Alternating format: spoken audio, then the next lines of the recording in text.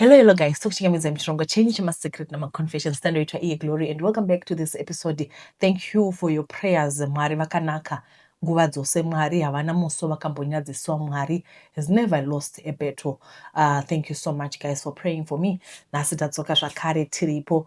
Guys, during the week, I think unana Thursday Friday ndakatumirwa message nasisi vachitsvaka sekuru wavo. He had gone missing. Saka vanonoka kupindura Saturday ndo pandakapindura ndobva vatoti zvikanzi aiwa sekuru tavawana, asi something happened to sekuru. Saka vabva vatumira nyaya yachona kuti chii chakaitika kuna sekuru. Saka regai titange nenyaya iyoyo. Maswera sei tete Glow? Ndicharondedzera nyaya yasekuru vangu, just a summary of how he explained to us zvakaitika chitupavigai. Sekuru ava munhu ari in his early 40s. On Sunday, sekuru vakabva kumba vachinodhindisa passport ku SA/Moza border. All went well until it was time to go back home. Vakapinda mutaxi yaiva nevanhu vanga varimo, and more came after him.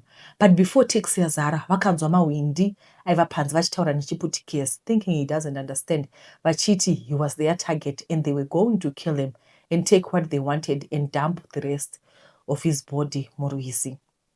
Mukunzwa izvi hanzi nasekuru ndakadzika kombi, but vakatomboda kuita noise kuti ndadzikirei, but later they left him. Since it was late, vakabva varara paborder.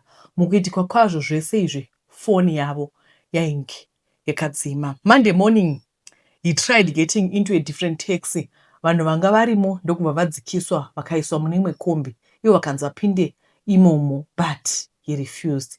He said after that he noticed zvaitika pavakomana. He decided to cross over back to the Moza side kuti vaende kuMaputo and get a bus. But pavakasvika on the other side, vakomana vemurengi were already waiting for him, vachiudzana kuti ndiye wavanzi vabate. Hanzi vakadzi vaipamusika called him and told him kuti vasakwire any kombi papo, otherwise everyone papo had been tipped off. Vakaenda kumaporisa. When he got there, vakapesana ne one of the conductors achibudamo. The police ignored him and told him vakuvhara, so he must solve his own problems, only to realize they had also been tipped off. The whole of Monday yakapera varipo paborder. Then he decided to walk back. Hands because I knew they were waiting for me on both sides, he used the road yeMusango, so he had been walking Musango since Tuesday. Kwakuzotsauka kupinda muroad on Thursday where a truck driver stopped aona munhu ari paside peroad. Akati he had come across the missing persons flyer and called the number ipapo. That's how we reconnected to him. Vakazosvika kumba on Friday. All glory to God. God will always protect you. Nga zvakaoma. Handiti munoziva mose kuti kuMozambique ndiko kumusha kweurombwa, kumusha kwemapatsi, kumusha kwemolestation, kumusha zvose manyaya dzatinoverenga pano idzi, ndiko kumusha kwazvo. And it looks like vanga vado varongera, totenda Mwari vakavachengetedza vakadzoka. Aiwa Mwari vakanaka. Alright, regai tipinde munyaya yedu inotevera. Iyi nyaya inoti kunzwisa tsitsi. Hello Tete Glory. I always follow through your stories and enjoy, but today I'm failing to come into terms with what happened to me recently. I'm 35, a mom of one set of twins. I'm so overwhelmed with shame, grief, and the feeling of betrayal. I was dating this guy, though he wanted to marry, but I was skeptical since he has a wife already. So we just had babies while I was staying Kubasa, Kwandinoshanda. I wanted to go for VIAC, then decided to do an HIV test. Ndikata oral quick, then yakaita reactive, meaning positive. I was so shocked at that point in time, and I knew in my heart that that man infected me. I tried to talk him over the phone, and he was like, ina handizvizivi kuti ndinorwara, and I've never been sick in my life. Saka iyoyo ndeyako, besides unogara wega, saka hameno ikoko. Honestly, can I be so stupid to confront someone ini ndichiziva mafambiro angu here? What's the point? Kutaura kuno, I was blocked. Each day ndiri kubatikana zvisingaiti with his actions. And I've told myself kuti is going to be my prayer point till I die. I was planning to go to UAE, but now my plans are shattered. Ndoda kuzama kuti ndibatsirikewo necounseling. I feel like I'm losing it for this short time andazviziva. That is muna December apa musi wa23. Since that time, I feel my life has never been the same. Ndine a feeling of self-blame kuti how could I be so careless to trust munhu? Now ndapiwa chirwere, ndakunze, ndechangu. It's unfortunate I've learned in a very hard way. Kubasa ndinoenda zvangu. Kune ma-ups and downs eko. I'm a counselor, but this situation I'm failing. Ndatambudzika, sometimes I can hardly sleep. Ndakaziva status ndine an upcoming exam and I wrote ndikafoira apa inodhura exam yacho. I need to rewrite this coming March, but auntie, handina kana energy to study again. I'm so disturbed and depressed. Ndibatsirewo. How can I deal with this? Ndikumbirawo help from a different someone. I can't discuss this nevanhu vekubasa nekuti ndinotyira zvikazobuda kunze uko ndikaluza self-esteem yangu. If you know of any counselor who can help me, ndapota Tete Glory, ndokumbirawo kubatsirwa. Yours truly. This is very painful. Handizivi kuti zvinofamba sei kuti munhu anenge achinyatsoziva kuti ari positive apedza kutokublema instead yekuti ati sorry. Handiti sorry, we can walk through together. I don't know whatever words of comfort you can give someone. Wotomuti ya ndeyako nandizvizivi. Kana yanga iri yenyu sei asina kuhlawo kuhla kuti naye ava nacho. Let me just start by saying kuti I'm very sorry for what you went through. Nobody deserves to go through this, but I also need you to forgive yourself. Zvinotanga pakuforgiva because ndikuona kuti muri kurwadziwa ende mukaramba muri paposition yamuri handiti yekuramba makabata musingaregedze zvinoita kuti mutoguma maita denial chayakudinaya kuti izvi handizvibvumi izvi ndozviramba. But remember, you've got a set of twins. I need you to be strong for the babies. Be strong for the babies. Since you said makazvidiscover muna December, maybe handizi kuti makaenda kuchipatara here, but ndokurudzirai kuti muende kuchipatara munopiwa mapiritsi. It's not the end of this world. Even yekuti mabuda kuUAE kubasa, continue, go to work. Handisi kuti zvakaitika kwamuri zviri right, but ndoda kungoziva kuti there is hope. With HIV there is hope. Zvakasiyana nezvimwe zvirwere zvinogona kutokuhla slowly kusvika muguva. Zvasiyana zvakare nekuma 2000 nekuma 90s. Hama dzedu dzose dzakapera nechirwere ichi pasina kana mushonga, but right now there is hope, and I don't want you to lose hope and be shattered because we don't know kuti nekufamba kuita technology maybe pachadiscover mushonga unozochipedza. So don't ever be disappointed. I need you to be strong for the boys, also for the kids. Andite tisatapinda munyaya yedu inotevera takafoma group remasingles, group rinonzi single and searching. Ndokurudzira magentlemen, kunyanya magentlemen, bozi madzimai atovamo. Magentlemen, pindai katitange kuita maningirikini handiti titange kuqhubekela pamberi tiite zvinhu zvedu zvinoendera mberi. Ndokumbirawo kuti mujoine. Ndichasiya link yegroup handiti ngatijoine single and searching. Toda vanhu vari single vari honestly searching. Vatete makasimba here. Ndakakura ndingori zai regondo mumba mamai vangu. Baba vangu vakawirwa nesimbi vari kubasa. Havana kuoneka ipapo asi vakazofa nekuda kwemarwadzo avainge vasangana nawo. Vatete baba vangu vakafa vasina chovogona kuzviitira voga. Pakafa baba vangu, hama dzavo dzakauya dzikatora zvose. Vakati amai vangu vainge vasina kuzvara mwanakomana, nokudaro vainge vasingakodzeri kudya nhaka yehama yavo. Vatete takatorerwa zvose tikadzingwa. Mai vangu vakadzokera neni kumusha kwavo kwavanoberekwa. Sezvinei vatete vabereki vaamai vangu vaive vatoshaya musha wavadongo, saka takanopotera kwasekuru hanzvadzi yamama vaigarawo pamusha pavo nemudzimai wavo. Mbuya nasekuru pakugarisana kwavo nesu handina kuona chainge chakaipa. Ndingangoti vatete sekuru Dean nambuya maijo vaive vanhu vane mwoyo yakanaka. Takagara navo kwemakore 2 kusvika mai vangu vakakwanisa kumira voga. Tikatochekerawo chimwe chipande chemusha. Mai vangu vakazovaka nokuti vaizenge vawana basa pamasista eRoma pavaishanda paorphanage. Vatete upenyu hwakaendera mberi.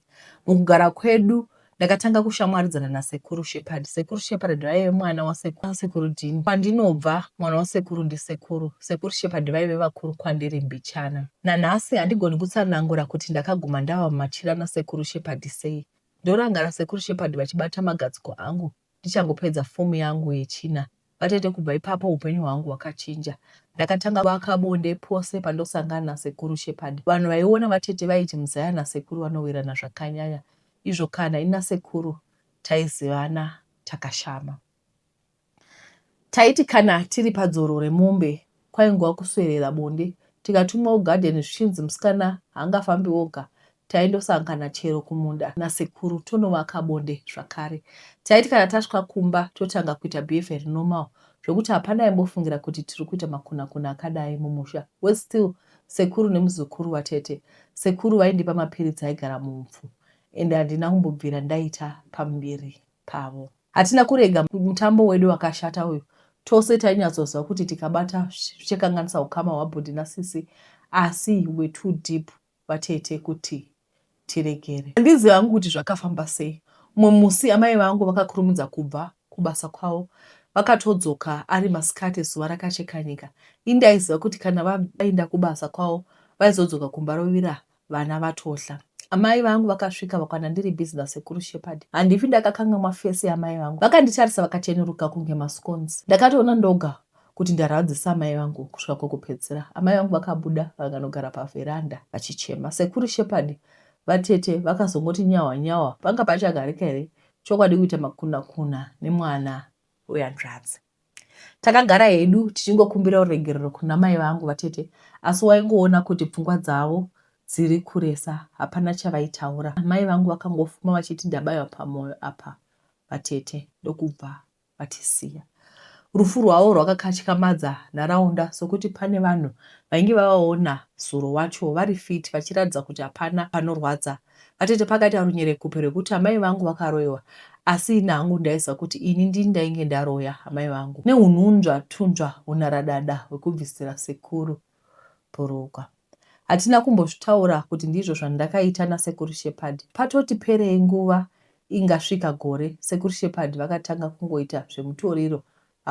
Avo vatova bad date, vatova beyond repair, zvekutoti vava kuba chero mafuta votengesa kuti vaone mari yekutenga zvinodhaka. Kusaidi kwangu zvinhu zvakamira kuti dzi, hapana chiri kufamba.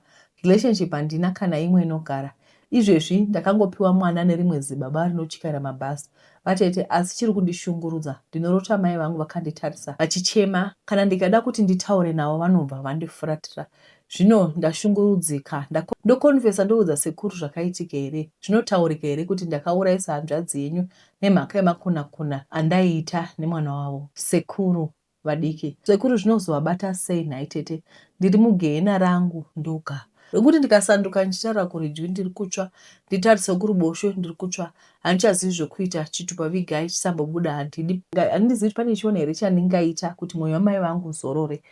Wenyu atambudzika naradada yekuita makuna nasekuru ngazvakaoma.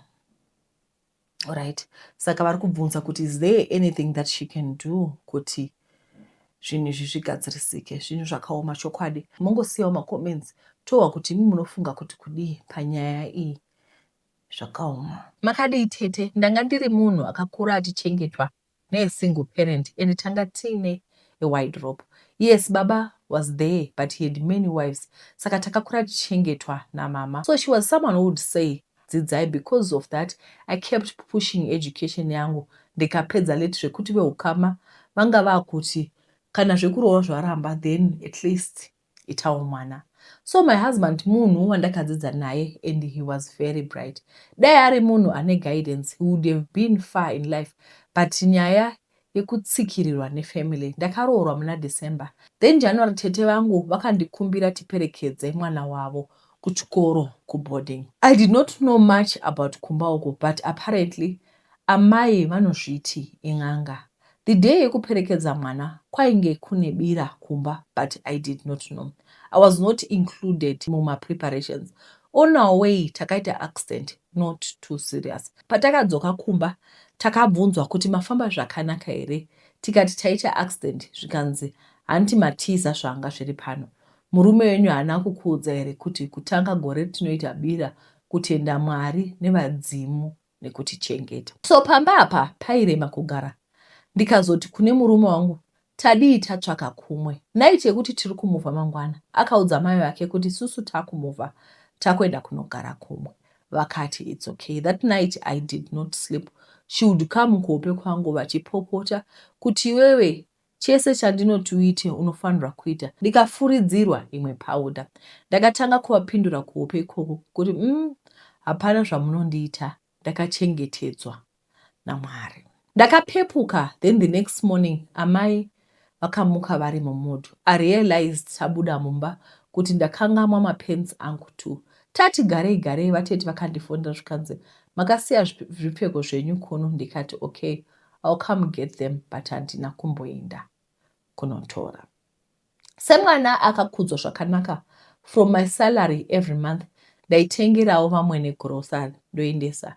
Ndakaita nhombo yekutanga, but at 6 months ndakatanga kubuda mukaka. I went to the doctor, vakaita scan zvikanzi mwana afa mudumbu. My husband at that time aidhakwa, so he was kubawa. Ndakaperekedzwa navamwe sisi vangu kunogezwa chiboreko, mwana abuda. Vamwene vakanditi, imi muri nani mainini? Being mukadzi webrother yemy husband akatiza pamba apa, but akabva aine nhumbu asingazivi, and she never came back. Same brother akaroora mukadzi wechi2, mimba ikaramba kubata for 10 years. Zvikanzi saka imi muri nani, at least nhumbu yatombobata. Then tamboti garei rimwe zuva, vamwene vakanditi kudhakwa kunoita murume wako unofanira kuzvigadzirisa. Pana mbuya vandinoziva vanokupa mushonga, unonyika mutsvairo mumushonga, then otsvaira nawo uchibuda mumba, hazodhakwe futi. Ndikati it's okay amai. Eventually amai vakazviona kuti handisi kuwirirana nemamethods avo, then she started approaching my husband. Zvikanzi handinoziva mumba medu tinoita zvechivanhu, saka mukadzi wako ngaatenge machira. My husband told me and I refused. Pakaita nyaya vakaita hasha, but I refused. Ndikati tai chivanhu chenyu mega. Time moved on, ndikaita imwe nhumbu, but another miscarriage. Third pregnancy, ndikaita futi miscarriage. Mashoko aitaurwa nemhuri yemurume hanzi ndakaita maabortion akawanda, that's why ndakuita machallenges now. Apa vaiedza kutirambanisa. Grocery ndakaramba ndichiita, but every December I'll do more than mamwe mamonths. Then imwe December ndakaita grocery ndikaendesa. Tete vakaisa zvinhu zvangu mumba, vakatanga kuvhura zvikanzi mashota kremora, obva vagombuka. Vamwene vakatsiura tete ivavo and thanked me. Kubva musi weincident yekremora, that's the last time I brought groceries. Eventually we moved kure nekumba kwavamwene. My husband would never discuss anything with me, but he would talk everything navamwene. But I started praying more and more. Eventually murume wangu started changing. Zvemashavi nemabira anga akushaya interest nazvo. Vamwene vakatsamwa vakanditi I'm turning a son against a handina kupindura. So kwataigara, landlady vedu gave us a notice and we had to move. Ini ndakakura nelife iri comfortable, and so even as an adult ndaisada zvekutambura. Pakuloja handailoja iri full house, then it would be my decision kuisa okusaisa vanhu, at most munhu 1 or anoshandisa one room. So one day he said, Maiguru, ndagara nemi kwenguva and pane zvinoitika pamba pano. Munoziva here kuti mimi muchibuda kuenda kubasa, vamwene vanhu vanouya votanga kukorobha mumba menyu voswera pano. But time dzekuti makubva kubasa she leaves, zvekuti hamufi makasangana. Ndakasiyana nazvo. Tete life started changing for the worse. Murume akatanga kudhakwa zviri worse. Every single day hapana raisadhakwa. Kubasa he had my flexible hours, saka any spare time achingopedza kubasa he would go to power. Murume wangu one day akaita accident, but vamwene said zvishiri tinofanirwa kufamba. Eventually ndakabara mwana neopo. Ndakatanga kurwara zvekuti handina kukwanisa kuyamwisa mwana wangu. Ndakaitwa matest zvikanzi pneumonia. Ndakapiwa medication and doctor vakati the tablets can make me more sick before I get better. Saka ndisavhunduka nazvo. Sure, I got worse and lost weight. One day I said ndoda kudzokera kuhospital because something is wrong.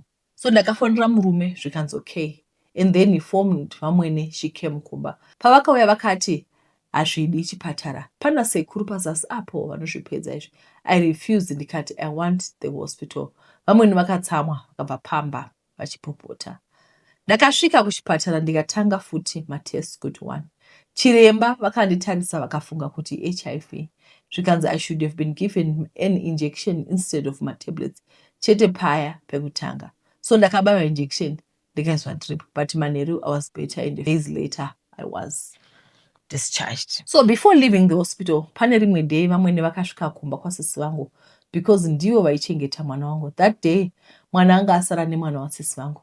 Vamwene hanzi vakatanga upopota senyanga zvikanzi chirwere chaiva pamai vemwana uyu chakuuya kumwana wake, kureva chirwere chaiva pandiri chakunobata mwana wangu. Hanzi vakafuridza kuna sisi wangu. Sisi vangu vakatanga kuona rima. Vamwene vakamwa mvura vakasvipira kufesi kwemwana. mwana obva atanga kuchema and she eventually left. My sister spoke to my husband. Zvaiitika hazviiti, it was all happening kumba with that sister. Zvikanzoudzai mai venyu kuti vasaita chinganga chavo pamba pangu. Nyaya iyi ndakazoudziwa ndadischargiwa. I recovered and went back kumba kwangu. Remember murume anga aita accident, makumbo ake anga akunetsa zvikanzi naamwene ngaauye kumba. Murume ndakamuendesa kumba kwaamwene, ini ndikagara kumba kwangu. Every day after work ndaipfuura ndichiona kuti ari sei. Ndakafonera bamukuru ndikati muri kuziva here situation iri kumba. He told me kuti kuendesa murume kumba kwavamwene was the biggest mistake. Zvikanzi munoziva kuti vanhu vangani vakafira mumba imomo here. Murume wenyu achabuda imomo ari mubox. So ndakati inini masimba mashoma ndibatsirei. Phoned imwe shamwari yavo doctor and they called murume wangu kuti uya kusejari timbotarisa makumbo. That was the only way yekuti murume abve pamba ipapo. But vamwene took over situation yacho ende murume wangu haana kuuya kusejari kuya. Hanzi vamwene vakati tiri kugadzira nyaya yacho tega. Ini ndinoshanda kumutemo. I asked my colleagues angu kuti is there a way yekutora murume awane medical help here? They said hazviiti because murume wangu is an adult and haasi kumanikidzwa kugara pamba ipapo. At the same time kuti doctor vaiti house visit, he was not comfortable nazvo. After a struggle, shamwari dzemurume dzakaita plan and was taken to West End. Zvikanzi pari kuda inonzi MRI, but paida mari yakawanda kuma $2,000 ikoko. We did not have enough money and murume was discharged back kumba kuya. Akapiwa mapiritsi but akapera kuraswa navamwene and eventually murume wangu akashaya. Hondo yeproperty yakazotanga but I warned mari dzepension dzikaiswa in my account. Situation was tight navamwene for some time but now zvavanani. Mwana wangu anopota achienda kunovaona. Tete vaive kutsamwira Cremora vakatangawo kurwara vakanzi vaunzwe kumba kwavamwene. Zvikanzi ane manjuzu anoda kubikirwa doro but she also died. So tete my lesson kune vakadzi kunzoko. Ngatisanyanya kukoshesa marriage. Kana wakura muchechi then stay like that. Musabvuma kuitiswa zvimwe zvinhu nema-in-laws. Murume achingofa vanagogo vakabva vatoti takuda mari, toda mabenefits. Vakamhanya kuenda kunoclaima mabenefits kubasa. Asi zvakaramba because munhu anga akachata ndiani? Ndiyo mudzimai. Zvinhu zvakawanda zvinoitika mamarriage. Vatete makasimba here, ndiri kurwadziwa zvakanyanya, ndiri muzvina bhizinisi, asi ndaiwana matenda makuru pasina kutevererwa mirau inofanira kutevedzerwa. Ndaiva munhu aiziva munhu waiziva, so aiva akandibereka kuti ndiitewo mari yakareba. Ende mari yakareba ndakaita vatete. Zvazvakutozikanwa kuti makontractor nemari refu ndeyangu. Ndakaita upenzi kuwanda kwakaita mari ndiko kuwanzawo kwandakatanga kuita madhiresi. Vatete nechandaizviitira handizivi. Ndetova netsvarakadenga kumba my junior, asi mari yaingondituma kuti ndimbonofima somewhere. Vanhu vazhinji vanotaura kuti Harare is one big bedroom vainge vachirevesa. Pakatanga kuwanda mari yangu, pakatanga kuwanda mari yangu vatete, ndiko kuwanda kwakatanga kuita magirlfriends angu. Vakadzi vainge vozvikandira pandiri ende kutaura chokwadi ndaifarira attention yandaiwana. Asi mukufarisa ndakadya usavi hwemashefu, matop shark chaiwo, ende munhu uyu wandakadyira munhu wake haana kumbovanza. Akataura kuti ndainge ndafongorera kunobva museve. Nekudaro ndaizopakaura vatete. Ndakatanga kuluza macontract. Ndinorangara imwe building yandakange ndapawa contract yakakondemewa ndikaruza mari yakawanda. Client iri kuti iri kuda ndidzosere mari. Manje mari yacho ndainge ndatoishandisa kuita ma-extra curricular activities vatete, nditengera ma-small house motor. Ndiri kunzi ndidzose mari, manje mari yacho handichina. Apa ma-big sharks akatoudzana kuti ndiri mbavha, handisezi kuchachura nyama iri mupoto chero iri mumba. Ndosamugadzirisa unhu hwangu, asi ndakaitira tsvina pekuvata hapana kana umwe anoda kuitwa associate neni. Ndatambura if only I could turn the hands of time.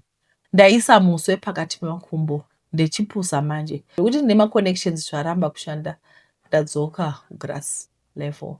Kana pane ma-business owners ari pano, ndinoti stock haidliwi. Dzikama unoenda kure. Dai ndakaita discipline, dai ndava kure. Ma-small house angu akunditiza manje. Ndangova wanga. Dai ndakaziva haitungamiri. Zvose izvi zvikonzerwa nekuti ndakatsika cons. yemashefu. Alright, zvakaoma. Aiwa, tazvinzwira ndidzo nyaya dzedu dzatati nadzo musi wanhasi idzi.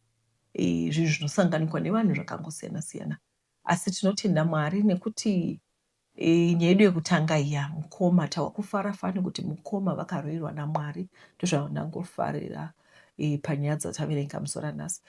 Kune vanhu vari kumba, kumbirawo kuti musarega kuramba muchitumira nyaya dzenyu, handiti ngatitaurei nyaya dzedu, tipei maexperience enyu. Ndoziva kuti vazhinji patiktok muchingoti tine nyaya, asi munongoperera ipapo. Vamwe wenyu cho ndikasiya nhamba zvakare, munoramba muchingoti tinyaya ndotumira papi, nhamba ndiyoyi, musarega kutumira. Pane zvitakagadzira anonzi mavision board egore rose kuti toda kudai. But Mwari ndiye oga anoziva, upenyu hwemunhu huri mumaoko aMwari ndiye anoziva. And one thing about God is, munoziva kuti mangwana chaiko uchitofa, Mwari anenge achitokutarisa achiti idzi dziri kutovha yakamangwana. Zvinhu zvinorwadza. Regai ndimbokuudzai imwe nyaya. Pane munhu ari very very close to me, munhu akatoenda kubasa, akatodzoka, akatodla, akatonovata, asi Mwari vanenge vakatara mutsara. Kazhinji kachona ndagara ndichifunga kuti munhu ukauti ninge ari kuenda kuZimbabwe toti wotobatira namaoko, anything can happen to that person. But what I want you to know is anything can happen to anyone. You don't need to be on a bus kuti ushaye, handiti. Saka zvakatika ndizvokuti akangoti achidzoka akahla, akazongoti nguva yakwana munhu kwakumunhu achida mapiritsi, amene zvakafamba sei, asi akazongozama kusvasvaira mapiritsi, akafa akabata mapiritsi muruoko, asi munhu anga ari right, ake ane chronic condition yake. Saka ndikutaura kuti rufu runorwadza pakuti runouya tisingafungiri, ende runouya tisina mari. Kana kuri kuti you are a man or a female living in the diaspora, if you are a woman living in the diaspora, I'm talking about out of the African continent, please consider clicking the link iri pasi iyo, muwane diaspora insurance. Tinokutendai guys nekuna Chironga. Goat milk iripo, musarega kuisa maorder yenyu, munotumira mari. Vazhinji munobvunza kuti inofamba sei. Goat milk inoenda 200 rand bhodhoro re 50 mils kana kuti 400 bhodhoro hombe. Goat milk inobetsera clear mapimples, pigmentation nechichi, ende inoshanda zvechokwadi for your skin problems. Ora chimwe ndechekuti Korea sending it around South Africa, it's 60 rand. Handiti noita 60 rand for 7 working days. Mama uqondo esiqokoqela 7 working days. Musarega kumakeba Monday, Tuesday, Wednesday, Thursday, Friday, Saturday, Sunday shasha ndoti Monday, Tuesday ndokuti product yenyu svike. Saka munoisa 260 rand. Kana muchida zvinokasika 110 chosvika within 3 working days. Guys, thank you for watching. Tichadzoka zvakare nenyaya dzenyu idzo. Wopedza ndivhiringidza pano ndoshiva ndiri munhu akaita sei. Wopedza unondifarira usingaite. Muve nezuva rakanaka. Ndatenda. Bye bye.